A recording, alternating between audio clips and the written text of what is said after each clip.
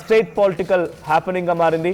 BJP versus Congress గా ఒక యుద్ధం మొదలైందని చెప్పాలి. ఒకసారి గాలి జనార్దన్ రెడ్డి మాట్లాడుకొచ్చారు, ఆయన ఏం మాట్లాడారో చూద్దాం.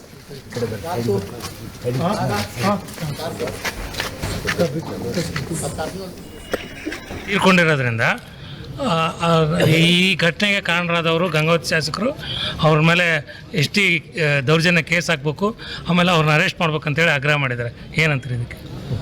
ನೋಡಿ, ನಮ್ಮ ಮನೆ ಹತ್ರ ಬಂದು ನಮ್ಮ ಮೇಲೆ ಮನೆ ಮೇಲೇ ಗಲಾಟೆ ಮಾಡಿ ನಮ್ಮನ್ನೇ ಇದು ಮಾಡಿಬಿಟ್ಟು ಇಲ್ಲೇ ಅವರೇ ಫೈರ್ ಮಾಡಿಬಿಟ್ಟು ಮಾಡಿರೋಂಥದ್ದು ಇಡೀ ಎಲ್ಲ ಮೀಡಿಯಾನೇ ಸಾಕ್ಷಿನೇ, ಬೇರೆ ಯಾರೂ ಬೇಕಾಗಿಲ್ಲ.